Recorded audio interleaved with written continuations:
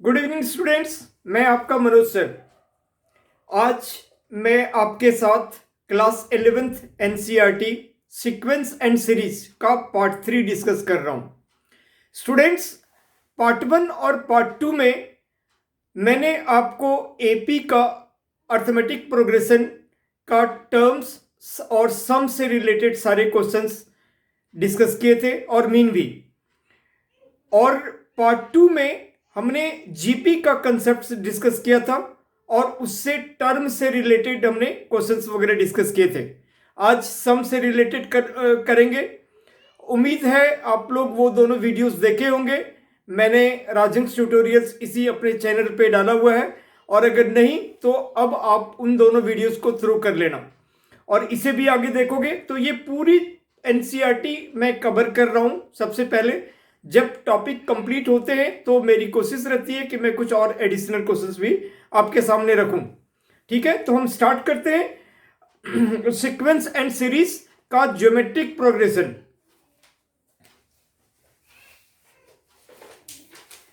Last video में मैंने example 14 तक डिस्कस किया हुआ था।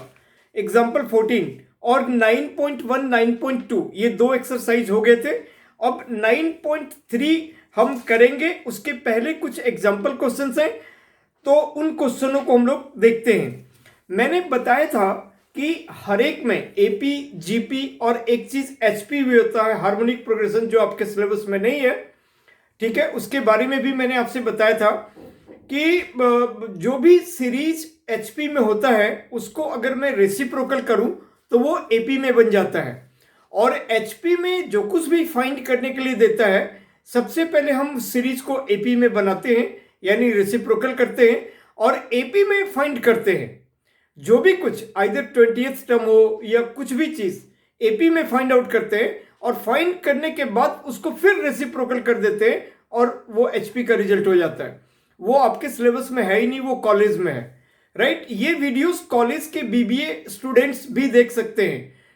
बीबीए और समवेयर बीकॉम वगैरह में भी है, तो 11th के लिए तो है ही है और बीबीए वगैरह के लिए भी है। तो अब हम लोग पढ़ते हैं सम से रिलेटेड, और हमें 3 टाइप के क्वेश्चंस बेसिकली हमारे पास होते हैं, एपी में भी जीपी में भी, टर्म, सम और मीन। तो जीपी का हमने टर्म देखा। अब एग्जाम्पल 15 पे आ रहे हैं क्योंकि एग्जाम्पल 14 तक हमने डिस्कस किया हुआ है। कहता है कि find the sum of the series 7 7 7 7 7 7 4 times 7 up to n terms. हमने एपी का सम जब निकाला था तो उसमें देखा था कि उसके सम निकालने के दो फॉर्मूले थे, n/2 into 2a plus n minus 1 into D, और एक n/2 into a plus L. जब हमने जीपी का सम निकाला उसमें 3 फॉर्मूले थे, a into 1 minus r to the power n upon 1 minus r, where r is less than 1। r क्या था? Common ratio a2 upon a1 है ना। इसमें कॉमन डिफरेंस नहीं निकालते थे, कॉमन रेशियो निकालते हैं। इसी तरह पहला ये फॉर्मूला था कि a इंटू 1 माइनस आर का power n upon 1 minus r. Second, if r equal to 1 then sum equal to na, and if r is greater than 1 then sum equal to a into r to the power n minus 1 upon r minus 1। इसके बाद हम लोग सम of infinite GP भी पढ़ेंगे। Right, तो पहले हम इस बात पर आते हैं कि ये जो एग्जांपल 15 में कहता है 7 सम निकालना है हमें, 7 7 7 triple 7 4 times 7 4 times 7 dot dot dot dot up to n terms, n terms. तो स्टूडेंट हम लोग देखते हैं कि ये सीरीज ना तो एपी में है ना जीपी में है। वैसे वो ऑलरेडी हेडिंग में सम ऑफ जीपी लिखा हुआ रहेगा, बट ये सीरीज अगर a2 अपॉन a1 करते हैं तो 11 आता है, a3 अपॉन a2 11 नहीं आता है, यानी कि ये जीपी में नहीं है। तो हमें क्या करना चाहिए? सबसे पहले इसको सम इक्वल टू, हम लोग यहां पे इसको प्लस साइन दे देंगे, 7 7 7 7 7 ऐसे। आप और भी नेक्स्ट 4 बार ऐसे लिखो, up to n terms, right. अब यहां पे चाहे 7 हो या 1 हो, 2 हो, 3 हो, 4 हो, 5 हो, 6 हो, 8 हो, कुछ भी हो, हमें 9 बनाना है क्योंकि उसी में हमें रिलेशन मिलता है। तो अब हम लोग क्या करेंगे, सबसे पहले 7 कॉमन लेंगे। जब लेंगे तो हमारे पास बन जाएगा 1 plus 1 1 plus 1 1 1 plus dot dot dot dot n terms, ठीक है। अब इसमें हम 9 से डिवाइड और 9 से मल्टीप्लाई करते हैं, तो ये सारे टर्म को हमें 1 बना लेना है। मैंने अभी आपसे क्या कहा कि ऐसे कोई भी नंबर देगा 1 2 3 4 5 6 7 8, कोई भी नंबर इसका सम निकालने के लिए अप टू n टर्म्स के लिए देगा, तो हम लोग सबसे पहले उस नंबर को कॉमन ले लेंगे, सारा जगह 1 बन जाएगा। उसके बाद 9 से मल्टीप्लाई और 9 से डिवाइड कर देंगे क्योंकि हमें 9 में ही सारा रिलेशन मिलेगा। उसके बाद 7/9, अब हम इसको कह सकते हैं कि ये हमारा 10-1 है, plus 10 square -1 plus 10 cube -1 plus dot dot dot dot n terms. अब यहां पे ये दो सीरीज में बट गया है ना, एक तो series 10 10 square 10 cube dot dot dot n terms, और फिर एक series -1 up to n terms.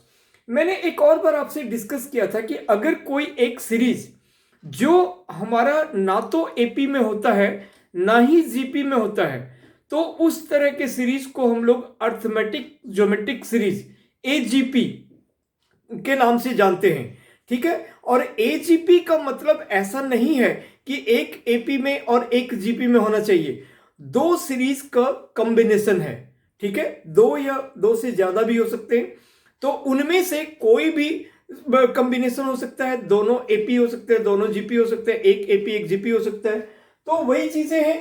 अब इनको हम लोग दो पार्ट में ब्रेक करेंगे, 7/9, फिर पहला हमारा सीरीज बन जाएगा 10 10 स्क्वायर, हर एक का पहला वाला टर्म हमने ले लिया 10 cube up to n terms, एक सीरीज ये बन गया। और दूसरे में देखता हूं कि -1 सारे में माइनस है, तो हम लोग माइनस कॉमन ले लेते हैं। अब ये अंदर में प्लस हो गया 1 + 1 dot dot dot dot n terms.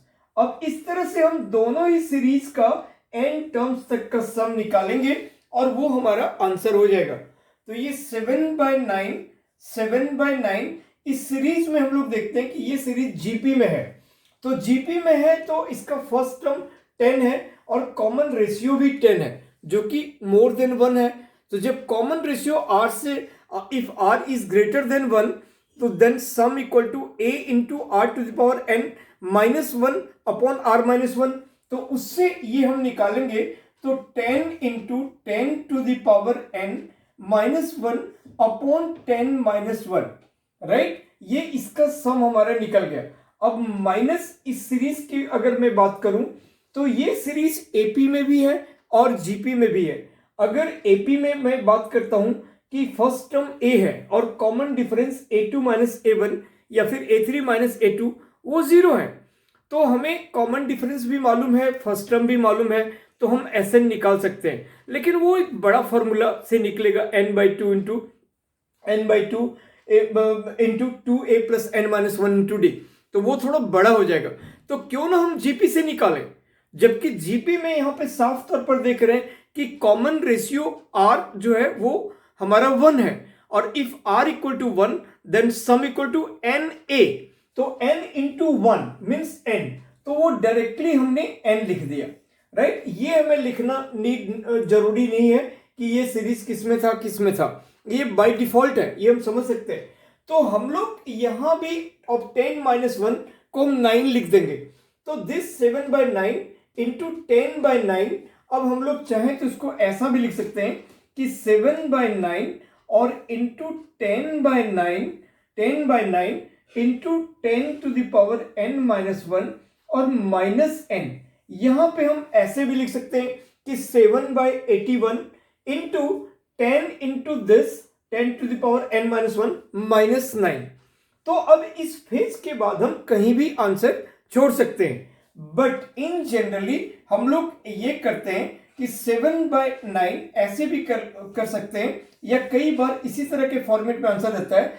9 LCM हो गया, ये मल्टीप्लाई हो जाएगा 10 to the power n plus 1, 10 to the power n plus 1 -10 और -9n, राइट। सो ये 7/81 into 10 to the power n plus 1 -9n -10, और बस हम यहां पे इसको आंसर छोड़ देंगे।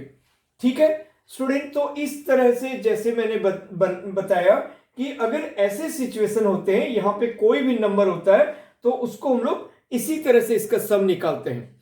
अब इसी से रिलेटेड आपके पास एक्सरसाइज में क्वेश्चन नंबर 18 9.3 एक्सरसाइज का क्वेश्चन नंबर 18 भी इसी टाइप सेम क्वेश्चन है। Find the sum of n terms of the sequence 8 8 8 8 8 8 ऐसे, तो वो भी ऐसे ही बनेगा। अब हम इस क्वेश्चन को नहीं बनाएंगे। और इसी तरह मिसलेनियस एक्सरसाइज में भी एक और क्वेश्चन है जो 21 का पहला पार्ट 5 + 5 5 + 5 5 5, वो भी सेम क्वेश्चन है। अब इसमें एक छोटा सा एक अलग कंडीशन और आ जाता है, अगर ये नंबर डेसिमल में लिखे हुए हों, राइट, क्योंकि इसका मिसलेनियस का 21 का सेकंड पार्ट जो है वो डेसिमल में लिखे हुए हैं। तो मैं डेसिमल वाला भी बताता हूं, सो दैट इस टाइप के क्वेश्चंस आपका क्लियर हो जाएगा। नाउ डेसिमल में है 0.6,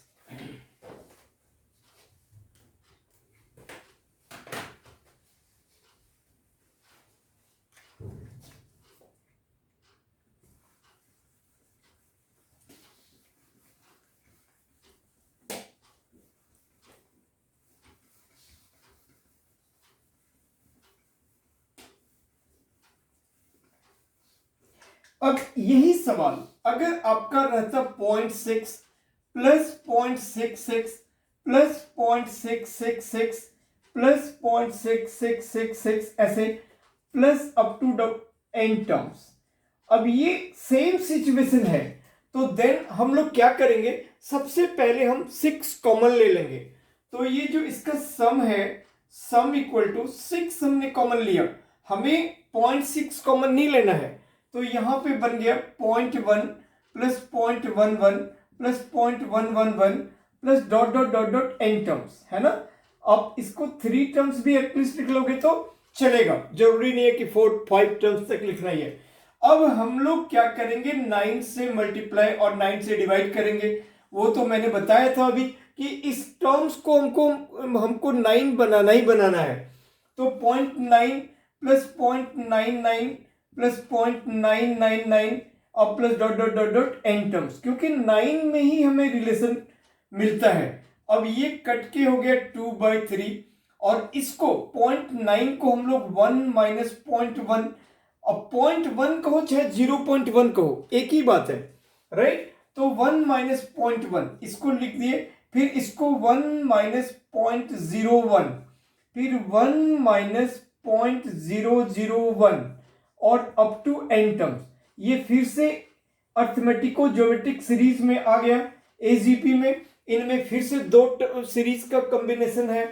तो 2/3 पहला सीरीज हमारा बन गया, हर एक का पहला term 1 plus 1 plus 1 plus dot dot dot dot n terms, हर एक का पहला टर्म।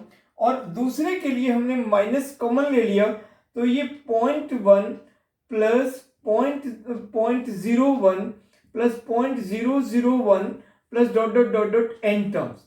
इस तरह से ये जो सीरीज है ये हमारा दो सीरीज का कॉम्बिनेशन हो गया। अब अभी हमने देखा था कि ये जीपी में था और इसका n इंटू 1 मतलब n हो गया, इसका आंसर 1n हो गया। और माइनस ये सीरीज हमारा जीपी में है, इनमें 0.01 अपॉन 0.1, तो वो क्या बन जाएगा 0.1 बन जाएगा। आर हमारा 0.1 कैसे, तो ये मैं आपको दिखाता हूं। 0.01 अपॉन 0.1 जब आप करोगे तो ये पॉइंट हटाओगे, पॉइंट के बाद 2 डिजिट है तो 2 0 आपने किया, और ये पॉइंट हटाओगे तो 1 0 आपने किया, क्योंकि पॉइंट के बाद 1 0 था। अब ये 10 जा तो 1/10, तो 1/10 को आप 0.1 भी कह सकते हो। तो आइदर आप उसको 1/10 लिखो या फिर उसको 0.1 लिखो, एक ही बात है। तो उस कंडीशन में ये जो सीरीज है ये आपका फिर से जीपी में है, जिनमें ए और 1/10 इज लेस देन 1। सो पहला वाला सम का फॉर्मूला अप्लाई होगा, तो 0.1 a into 1 minus 0.1 to the power n upon 1 minus 0.1, है ना। 0.1 कहो चाहे 0.1 कहो। तो अब ये बन गया 2/3 n माइनस ये 1.1 अपॉन 0.9, तो 1/9 1 माइनस 0.1 या 0.1 कह लो का पावर n। और हम यहां पर ही आंसर छोड़ सकते हैं। और अगर हमें मल्टीप्लाई करना है तो मीन्स की एलसीएम लेना है, तो ये 9n, अगर आपको एलसीएम लेना है तो ये 9 फिर यहां पे बाहर आ जाएगा, तो 2/27 हो गया। और ये हो गया 9n माइनस 1 इंटू को लिखने का नीड नहीं है, तो 1 माइनस 0.1 का पावर n, ऐसा, राइट। ये यहां पे ऐसे ब्रैकेट दे दो, तो ये आंसर भी छोड़ सकते हैं और ये आंसर भी छोड़ सकते हैं, और वो 9 जो एलसीएम का था वो बाहर आकर मल्टीप्लाई हो गया। तो कभी भी अगर आपका पॉइंट वाला भी सवाल आएगा तो उसको भी ऐसा ही करना है, राइट। अब हम आते हैं अगले टाइप्स पे।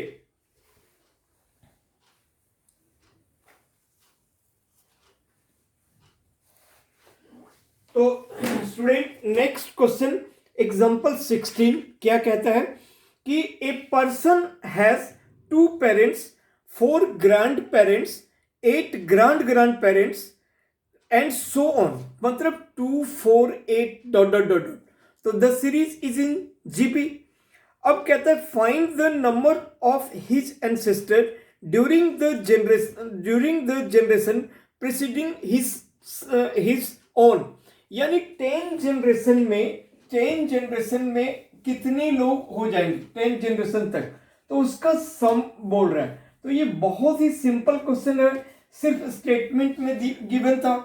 तो ये हमारे पास यहाँ पे फर्स्ट टर्म क्या है, तो 2 है, क्योंकि वो जो जीपी बन रहा है एग्जांपल 16, जीपी जो बन रहा है वो 2 4 8 डॉट डॉट डॉट डॉट और अप टू 10 टर्म्स, यानी हमारा here a equal to 2, r equal to 2 because this upon this, और s10 हमें मांगा है, s10, राइट। तो since r is greater than 1, तो थर्ड फॉर्मूला अप्लाई होगा।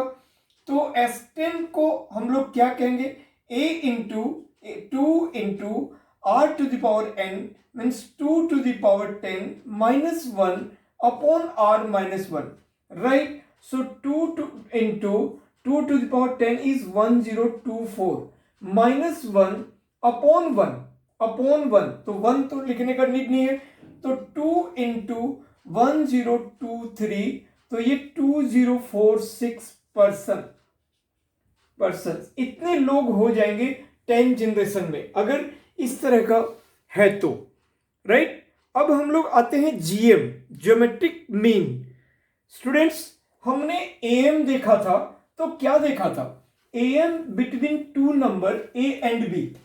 हमने एएम जब देखा था तो वो क्या था, एक बार मैं पहले उसको थोड़ा सा फिर से अगेन रिपीट करता हूं, और उसके बाद जब हमने एएम बिटवीन 2 नंबर, ये बिटवीन ऐसे लिखता हूं, 2 नंबर ए एंड बी, तो वो था a प्लस बी बाई 2, ये एएम था, राइट।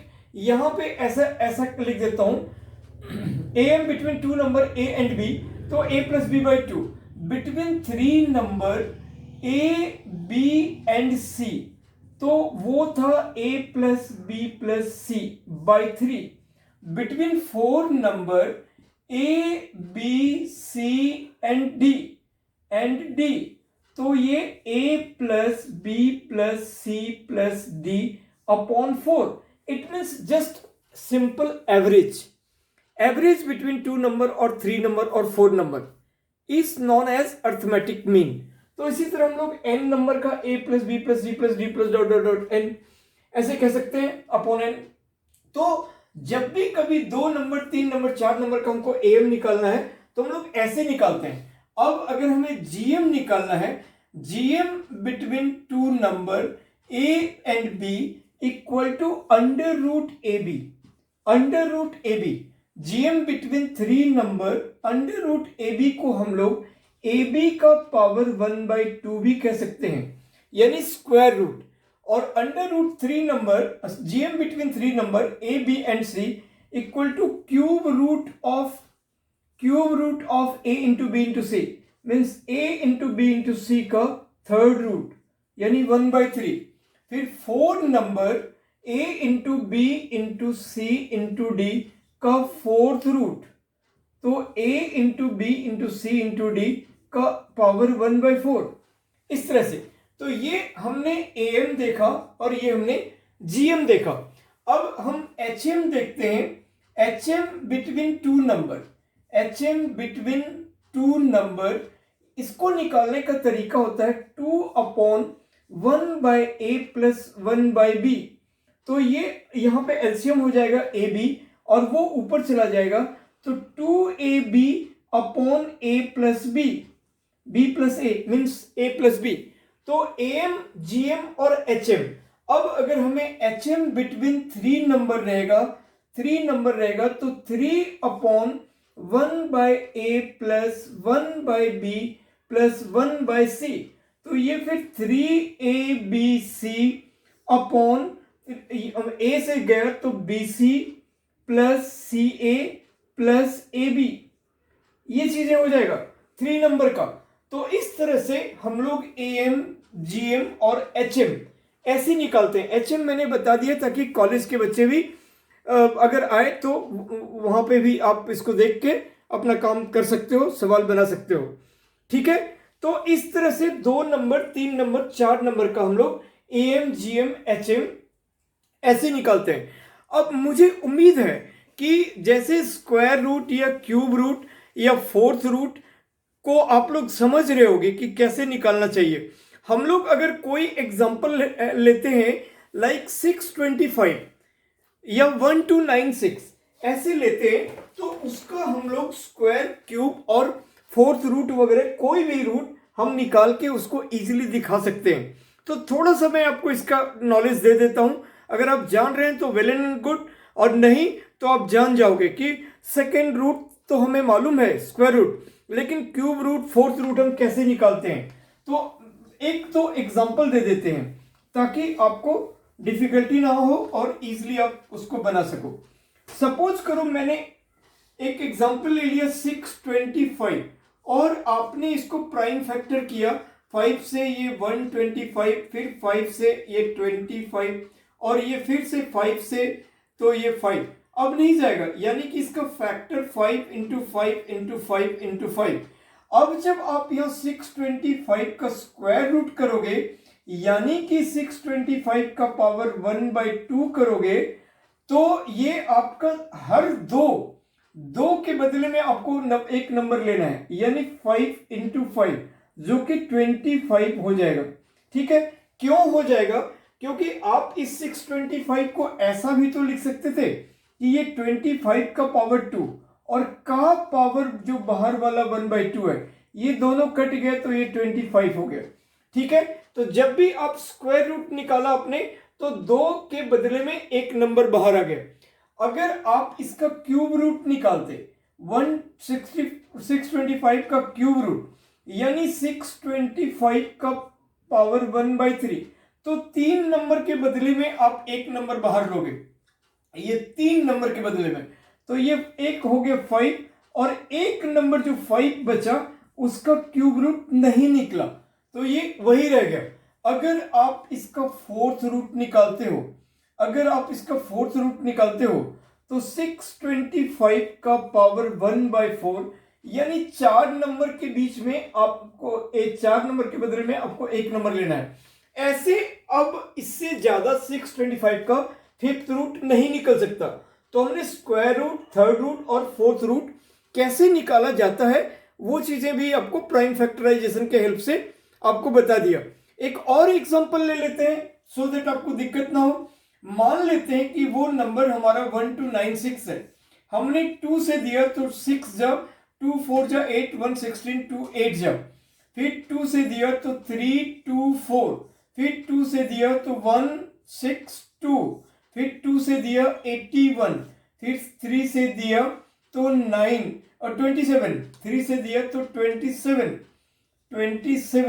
फिर 3 से दिया तो 9, फिर 3 से दिया तो 3।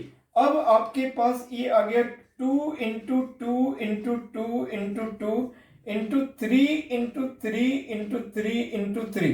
अब अगर आप 1296 का स्क्वायर रूट लोगे तो हर दो के बदले में आपको दो सेम नंबर के बदले में एक नंबर बाहर ले लेना होगा।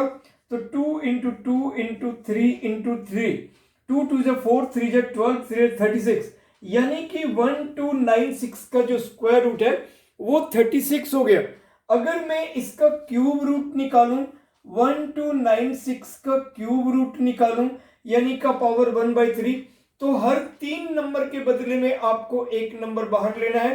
3 सेम नंबर ये हो गए और इसी तरह 3 सेम नंबर ये हो गए, तो ये हो गया 2 इंटू 3 और इंटू ये जो नंबर नहीं हुआ 2 इंटू 3 वो 6, तो ये 6 का पावर 1/3 हो गया।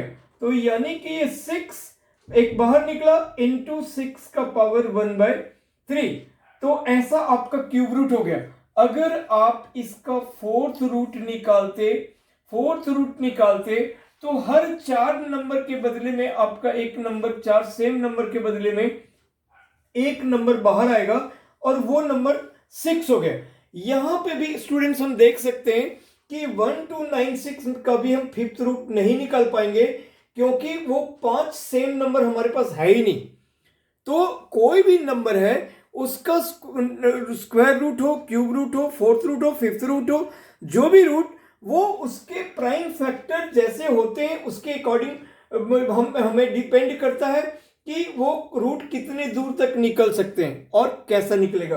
तो निकालने का तरीका मैंने आपको 2 नंबर ले लिया और दोनों नंबर ऐसे हैं, ऐसे आपको निकलेंगे। तो आपको उम्मीद है कि बिल्कुल बढ़िया तरीके से इसको समझ में आ गया होगा।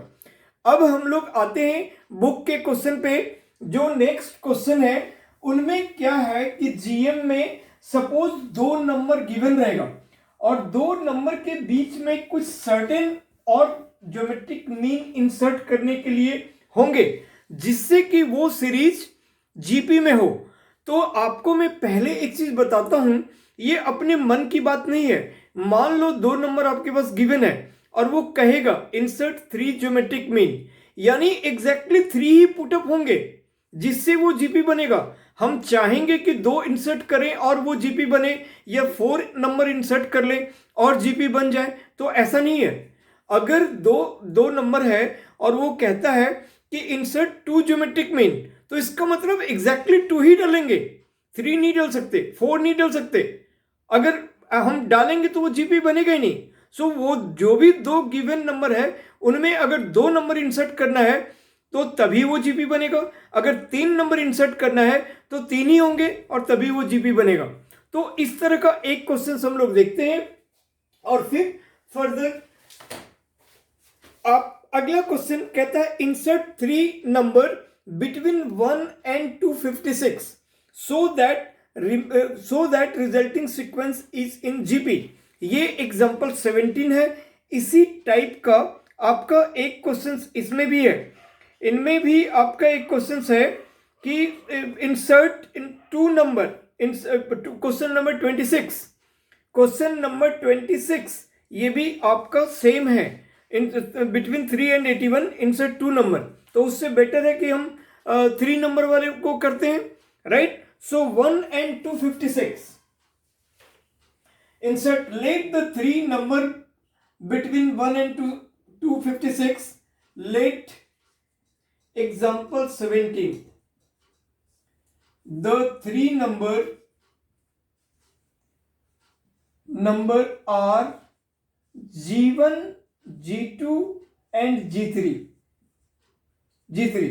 तो देयरफॉर हमें इसके बीच में इंसर्ट करना है 1 G1 G2, G3 and 256 dot are in GP.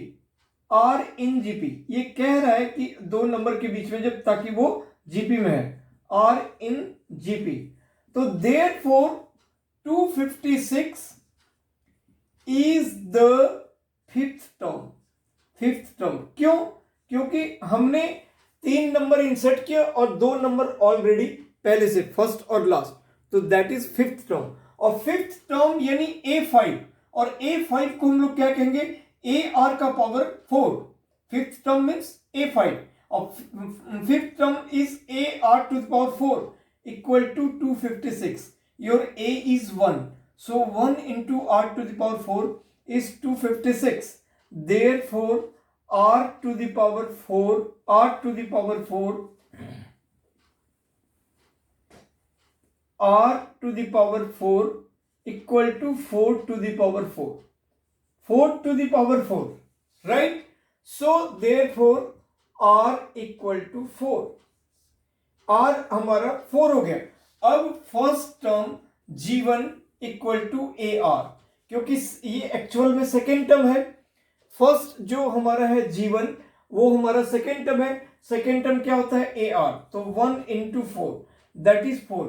Second G2 equal to AR square means 1 into 4 square that is 16, and G3 equal to AR cube 1 into 4 cube that is 64. Therefore 1 4 16 64 256 are in GP। तो ये इतना ही number possible है, इससे ज्यादा या इससे कम नहीं हो सकते हैं। ठीक है, इसी तरह जब 3 नंबर वाला हमने बना लिया तो 2 नंबर वाले इससे भी इजी है, 2 ही टर्म निकालना है।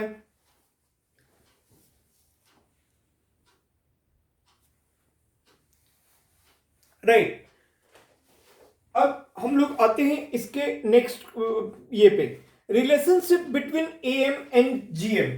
तो देखो स्टूडेंट, अभी तो 11th क्लास में आपका सिर्फ 2 ही है, AM एंड GM, बट जैसे मैंने कहा कि कॉलेज में HM भी है, और ये एक बड़ा ही इंपॉर्टेंट क्वेश्चन, एक MCQ बनता भी है कि what is the relation between AM, GM and HM। आपके भी स्टैटिस्टिक्स में एक छोटा सा एक रिलेशनशिप है जिनमें हम उन रिलेशन को पढ़ते हैं। तो मैं अभी आपको बताता हूं, relation between AM, GM and HM।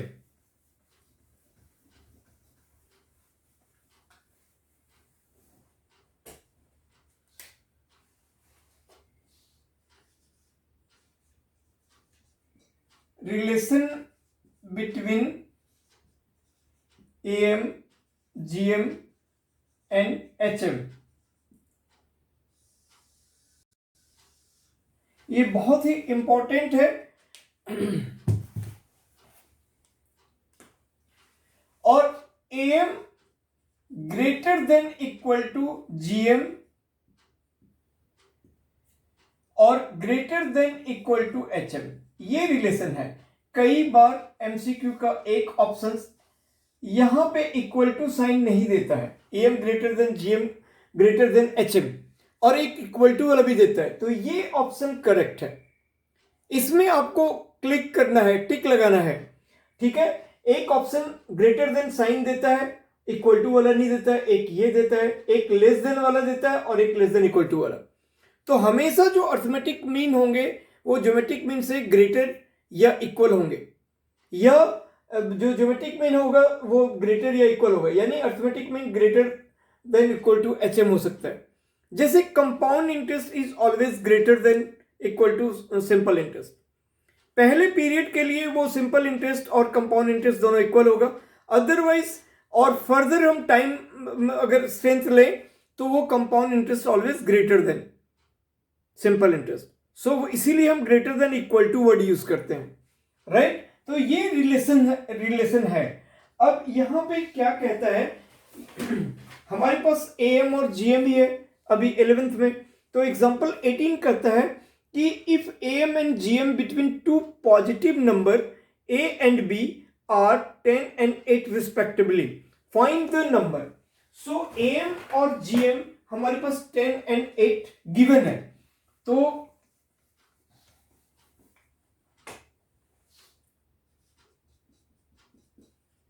according to question a plus b by 2 equal to 10 and a b का अंडर रूट इक्वल टू 8 है ना, कि दो नंबर का am 10 है और उसका gm 8 है। तो इस रिलेशन से हमने देखा कि a plus b equal to 20, इसको इक्वेशन 1 ले लेते हैं और स्क्वायरिंग बोथ द साइड अगर हम करें तो वो ए बी इक्वल टू 64, इसको 2 ले लेते हैं। अब मैं आपको इसे बनाने के दो मेथड बताता हूं। अगर मान लो फर्स्ट मेथड ये है कि इन दोनों में कोई भी एक रिलेशन को लेके चले, और सपोज अगर हम रिलेशन 1 लेते हैं तो हम कह सकते हैं कि a equal to 20 minus b, या कह सकते हैं b equal to 20 minus a, और a या b जो भी हमने निकाला उसको यहां पे सब्स्टिट्यूट करना है। और अगर रिलेशन 2 को लेके चलूं तो a equal to 64 upon b या b equal to 64 upon a, और उस रिलेशन को यहां पुट करना है। तो एक मेथड तो ये है। तो पहले इस मेथड को हम कर लेते हैं, फिर सेकेंड मेथड के बारे में आपको बताता हूं। तो फ्रॉम 1 कोई एक मेथड हम ले सकते हैं। From 1 a equal to 20 minus b, put the value of a in equation 2।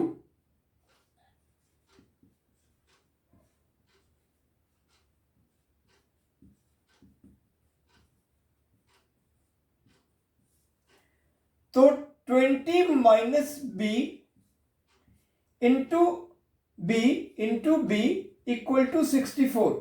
तो 20 बी minus b square equal to 64। और अब ये क्वाड्रेटिक बनेगा, जिनमें जो हायर पावर उसको नेगेटिव हम नहीं रखते हैं, तो ये दोनों टर्म को हम स्विच कर लेते हैं उधर। तो बी स्क्वायर माइनस 20b और अब 64 अपने प्लेस पे है इक्वल टू 0। अब ये आपका एक क्वाड्रेटिक इक्वेशन बन गया। आपको इसे मिडिल टर्म स्प्लिट से बनाना चाहिए। जो बच्चे को मिडिल टर्म स्प्लिटिंग में दिक्कत है वो वहां पे क्वाड्रेटिक फॉर्मूला लगा सकता है। तो क्वाड्रेटिक फॉर्मूला के लिए हम सबसे पहले कैपिटल डी डिस्क्रिमिनेंट निकालते हैं, जो बी स्क्वायर माइनस 4ac होता है। इसमें a क्या होता है, जो पहला जो पावर 2 है उसका कोफिशिएंट a होता है। b क्या होता है, जो x वाला टर्म है, यानी कि जैसे एक्स स्क्वायर है तो एक्स स्क्वायर का कोफिशिएंट a होता है। x वाला टर्म जो है उसका कोफिशिएंट x का जो कोफिशिएंट वो b होता है। इस केस में माइनस 20 हो गया, a हमारा 1 हो गया, और c जो other positive integer other integer है ना, ये यहाँ पे प्लस माइनस कुछ भी हो वो हमारा स्मॉल c होता है। तो उसके बाद सबसे पहले हम कैपिटल D निकालते हैं, डिस्क्रिमिनेंट जिसको कहते हैं हिंदी में विविधकर कहते हैं, और वो बी स्क्वायर माइनस 4ac होता है। डी निकालने के बाद हम अल्फा और बीटा माइनस बी। अब डी का 3 सिचुएशन आता है, either D is greater then 0 और डी इक्वल टू 0 और D is less then 0। If D is greater then 0 then rule is real and unequal and the roots are alpha equal to minus b plus root d by 2a and beta equal to minus b minus root d by 2a. If d equal to 0, it means roots are real and equal. Therefore, d equal to minus b by 2a minus b by 2a. Since both roots are equal, then both result is same because d equal to 0, right? So and it has two result because quadratic equation है, तो quadratic हमेशा 2x के 2 values देंगे, cubic रहेगा तो 3 values देंगे, by quadratic रहेगा यानी कि पावर 4 रहेगा तो 4 वैल्यूज देंगे। ये सब कॉमन सी बातें हैं, आपको जानना चाहिए और जान भी रहे होगे। उसके बाद अब हम आते हैं, अगर आपको मिडिल टर्म निकल जाता है तो बहुत ही इजीली 2-3 स्टेप में बना सकते हो। दिक्कत होती है तो क्वाड्रेटिक फॉर्मूला से मैंने जैसे आपको बताया ऐसा हो गया। And if d is less then 0 तो क्लास 10th में हम लोग उसको नो रियल रूट या इमेजिनरी रूट करके छोड़ देते थे, बट यहां पे क्लास 11th में भी हम पहला वाला formula minus b plus under root d by 2a। अब जैसे अंडर रूट माइनस 17 आ गया तो उसको हम 17 इंटू माइनस 1 का अंडर रूट समझ सकते हैं। तो √17i, क्योंकि i means iota, iota equal to √-1, right. उसके लिए मेरा कॉम्प्लेक्स नंबर आप चैप्टर पढ़ लो, कॉम्प्लेक्स नंबर का मैं ऑलरेडी इसमें वीडियोस दिया हुआ हूं, आपको पूरे आयोटा और इमेजिनरी नंबर और कॉम्प्लेक्स नंबर वो चैप्टर भी तैयार हो जाएगा और आप उसको बखूबी अच्छे से समझ भी सकते हो। ठीक है, अगर किसी स्टूडेंट को दिक्कत हो तो आप कॉम्प्लेक्स नंबर वाला जो मेरा वीडियो है उससे गो थ्रू कर लो। तो नाउ ये हमारा ऐसे आ गया। तो उसके बाद b² माइनस इसको 16b माइनस 4b और प्लस 64, और जैसे कि आप लोग जान ही रहोगे कि किसी को पहले किसी को बाद में लिखे, हमें कोई सूझ नहीं है क्योंकि दोनों का सम -20b हो गया और दोनों का जो प्रोडक्ट है वो माइनस माइनस प्लस और 16 इंटू 4 64b², इन दोनों का भी प्रोडक्ट प्लस 64b²।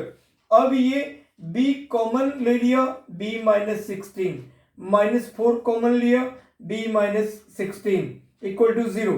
अब ये b minus 16 into b minus 4 equal to 0, इससे हमें b 16 और 4 आया। और when b equal to 16, if b equal to 16 then a equal to 4, और if b equal to 4 then a equal to 16, a equal to 16। इस तरह से number आपका 16 and 4 आ गया, या फिर आप कह सकते हो 4 and 16 आ गया। कोई भी ए और बी का ये दोनों रिजल्ट हम कह सकते हैं, इसे आप देख लो।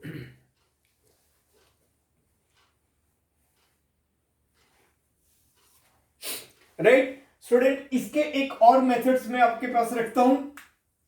सेकंड मेथड, सेकंड मेथड में फिर हम लोग क्या करते हैं, यहां पे ये रिलेशन तो निकालेंगे ही, a plus b equal to 20 और √ab इक्वल टू 8, इसी रिलेशन से हमें आगे बढ़ना है।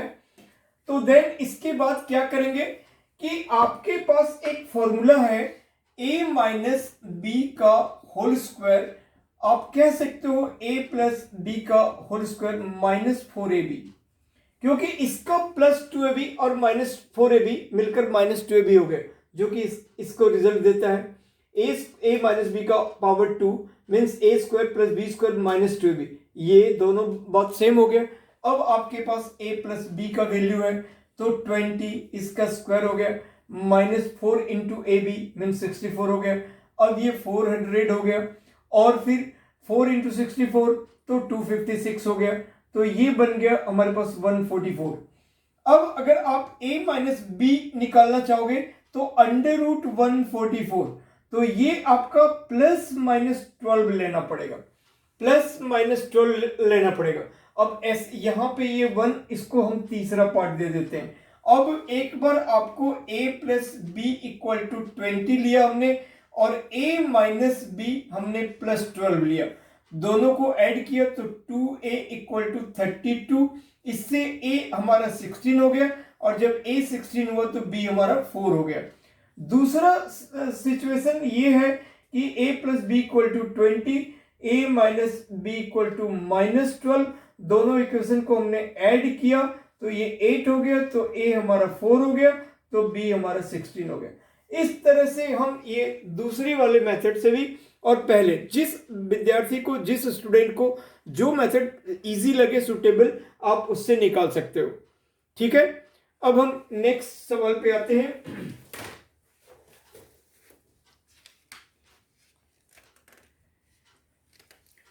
स्टूडेंट, अब हमारे पास एक्सरसाइज क्वेश्चन है, तो एक्सरसाइज क्वेश्चन बहुत ही डायरेक्ट शुरू में है, जिनको जैसे आप एक एग्जाम्पल मतलब कि क्वेश्चन नंबर 12 से लेकर 32, ये तो मैं हर क्वेश्चन आपके पास डिस्कस करूंगा, 12 से 32 हर क्वेश्चन आपको बना के दिखाऊंगा।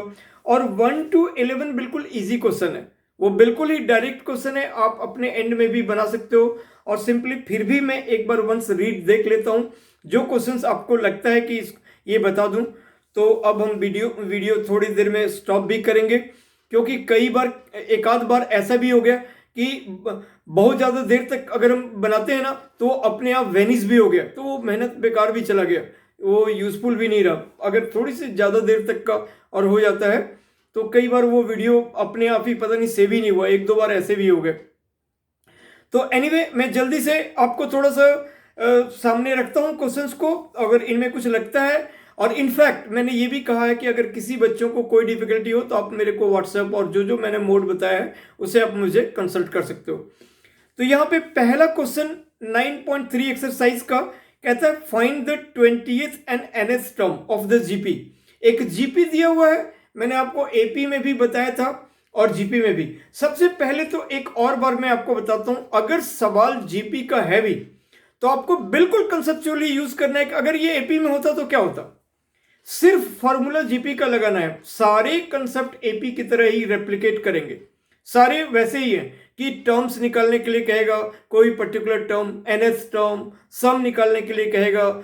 ऐसे दो अलग अलग सिचुएशन है कि फोर्थ टर्म इतना है, ये टर्म इतना है, तो ए बताओ, कॉमन रेशियो बताओ, बिल्कुल वैसा ही रेप्लिकेट होता है, आपको सिर्फ फॉर्मूला जीपी का लगेगा। सो पहला जो क्वेश्चन है वो बिल्कुल डायरेक्ट है, ए हमारे पास गिवन है, हम कॉमन रेशियो निकाल लेंगे A2/A1 से और उसके बाद डायरेक्टली 20th टर्म AR का पावर 19 और nth टर्म AR का पावर n-1 डायरेक्टली निकल जाएगा, है ना।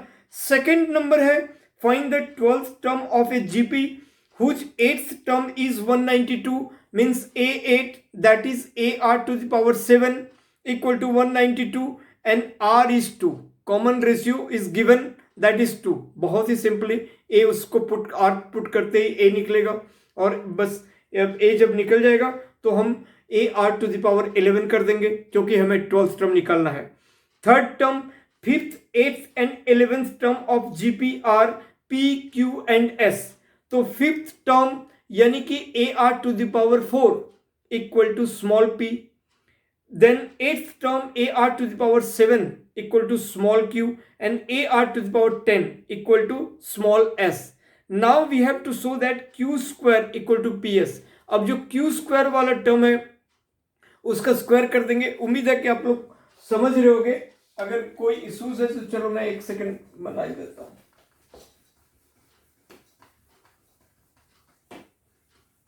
देखो हर एक सवाल तो मेरी पूरी कोशिश रहती है कि जैसे मैं पूरा कंसेप्ट बताऊं, कंसेप्ट बताते हुए अगर मुझे कुछ और एडिशनल एग्जांपल्स देने की बात होती है तो वो भी मैं आपको जरूर रखता हूं। जैसे अभी मैंने आपको क्यूब रूट, फोर्थ रूट, ये सब और जो जो चीजें HM नहीं था हमने उसको भी ये किया। तो मेरी पूरी कोशिश रहती है जो टर्म यूज हो गया, यूटिलाइज हो गया, उनसे रिलेटेड मैं आपको सारी बातें बता दूं और उसके बाद पूरा कंसेप्ट, पूरे सारे फॉर्मूले, अलग अलग और मेथड अगर हम अप्लाई कर सकते हैं तो वो मेथड का डिस्कस करता हूं, सारे एग्जांपल क्वेश्चन डिस्कस करता हूं। बट इसके साथ ही एक्सरसाइज के भी सारे क्वेश्चन ऑल टुगेदर डिस्कस करना डिफिकल्ट है, हम नहीं कर सकते, नहीं तो एक ही चैप्टर में खूब सारे वीडियोस चले जाएंगे, है ना। इसीलिए एक्सरसाइज के मैं डिफिकल्ट क्वेश्चन पे आना चाहता हूं और बाकी हर क्वेश्चन को एक बार व्यू देख कर लेता हूं। अगर उनमें कोई भी चीजें अगर मुझे बताना है, कोई भी डिफिकल्टी लगता है तो उसको मैं जरूर बता देता हूं।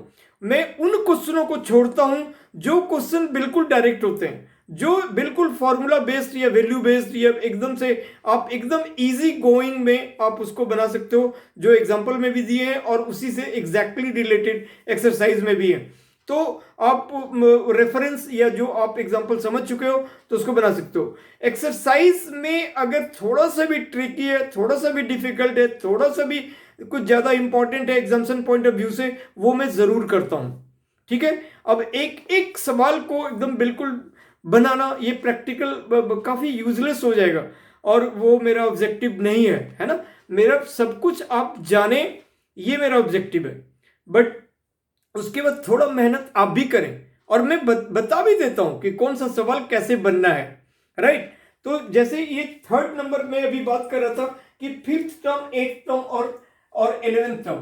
तो 5th टर्म A5 कहेंगे उसको, AR का पावर 4, ये आपके पास P है। 8th टर्म को AR का पावर 7, ये आपके पास Q है। और a11th को ए आर का पावर 10, ये आपके पास आर है, एस है। Then we have to prove that कि q square equal to p s. तो आप क्यू स्क्वायर यानी इसका स्क्वायर ले लो, यानी ए आर का पावर 7 का square equal to p into s. तो पी ए आर का पावर 4 और इंटू एस ए आर का पावर 10। अब देखो कि ये दोनों इक्वल है कि नहीं है। बिल्कुल है। ये ए स्क्वायर आर का power 14 equal to a square r का पावर 14। अब सोचो, ये क्वेश्चंस मेरे बनाने का कोई औचित्य नहीं है, लेकिन अगर फिर भी मुझे लगा कि चलो हो सकता है आपको कोई इशूज है तो बता देता हूं।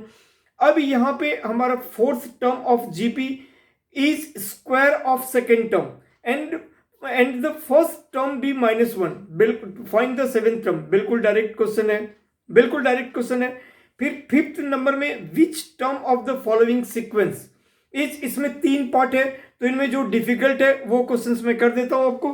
5 का तीसरा पार्ट,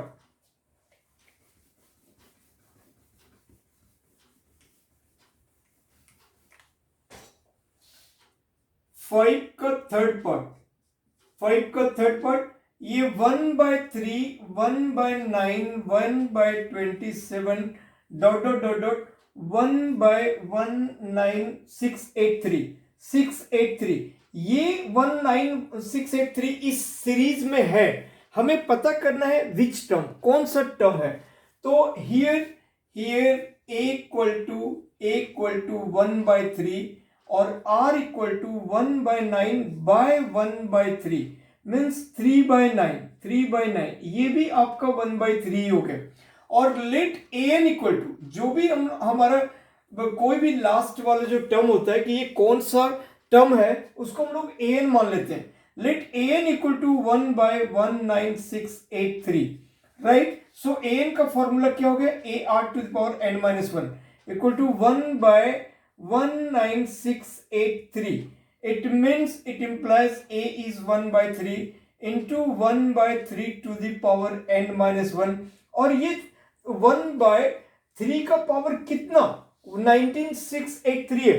तो उसके लिए आपको जैसे 2, 3, 4, 5, 6, 7, 8 इनमें एक कम से कम जो 2 का पावर तो आप 13, 14 तक आप जानो, 3 का पावर एटलीस्ट 7, 8 तक तो आपको जानना ही चाहिए, और 4 का इसी तरह कम से कम 7 तक, 5, 6, 7, 8 इनमें सबका पावर कम से कम 6 तक या पावर 5 तक, इतना तो आपको बिल्कुल इंपॉर्टेंट है। 6 तक इनफैक्ट सबका जानो ही जानो, ठीक है।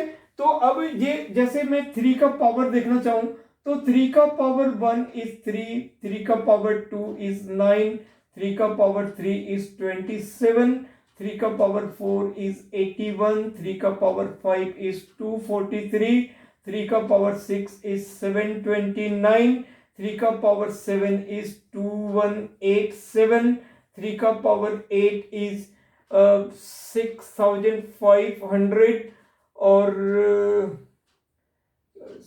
61, और 3 का पावर 9 इज 19683। तो ये हमारा हो जाएगा वो कि 1/3 का पावर 9।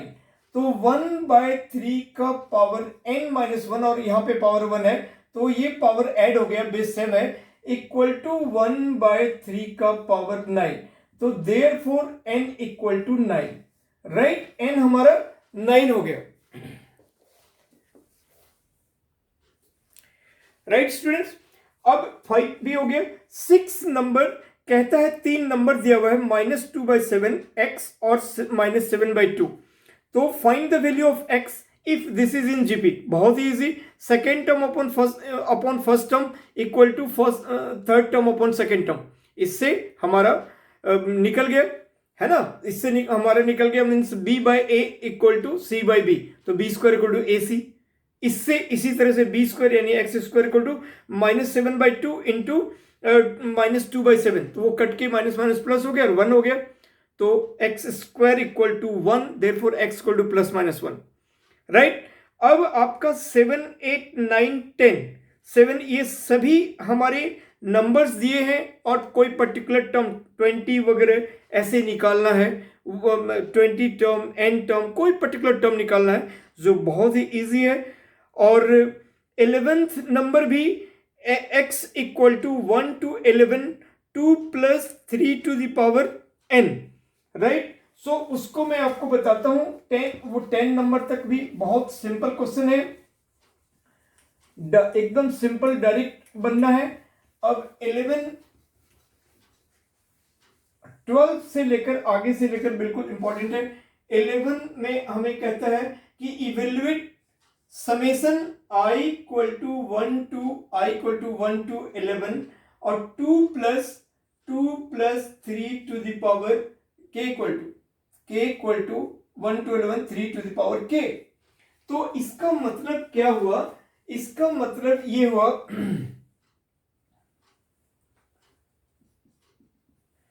कि यहां पे k का वैल्यू एक बार 1 2 3 4 ऐसे 11 तक रखेंगे, तो 2 plus 3 to the power 1 plus 2 plus ये एक बार हो गया, एक टर्म हो गया, 2 plus 3 to the power 2 plus 2 plus 3 to the power 3 और plus dot dot dot dot ऐसे करके 2 plus 3 to the power 11, right. अब इसमें हमारा 2 plus 2 ऐसे करके 11 टाइम्स है, 11 टाइम्स है। एक तो पहले वाले नंबर को ले लिए और 3 का पावर 1 प्लस 3 का पावर 2 प्लस 3 का power 3 plus dot dot dot dot 11 3 to the power 11। अब ये हमारा 11 टाइम्स है, तो ये तो 2 into 11 या 11 into 2 हो गया, और प्लस ये सीरीज हमारे जीपी में हो गया। इनमें फर्स्ट टर्म 3 है और कॉमन रेशियो भी दिस अपॉन दिस भी 3 है, तो ग्रेटर देन 1 है, तो इसका रिजल्ट, इसका सम हो गया a into r to the power 3 to the power 11, okay, -1 upon 3 minus 1 r minus 1, तो ये 22 प्लस 3/2 into 3 to the power 11 minus 1, यहीं पे हम आंसर छोड़ देंगे, ठीक है। ये 11 ऐसा ही हो गया। अब जो 12th नंबर क्वेश्चन है, the sum of first 3 term of a GP is 39/10 and their product is 1, find the common ratio and the terms. तो ये एग्जैक्टली हमने एग्जाम्पल में एग्जाम्पल 14 बिल्कुल डिट्टो उसी टाइप का क्वेश्चन है, ये आपसे आराम से बन जाएगा। तो स्टूडेंट्स, आज मैं 12 क्वेश्चन नंबर तक डिस्कस किया। अब 13 से लेकर 32 ये जो क्वेश्चंस हैं वो बहुत अच्छे क्वेश्चंस हैं, एग्जाम में बिल्कुल इंपॉर्टेंट है।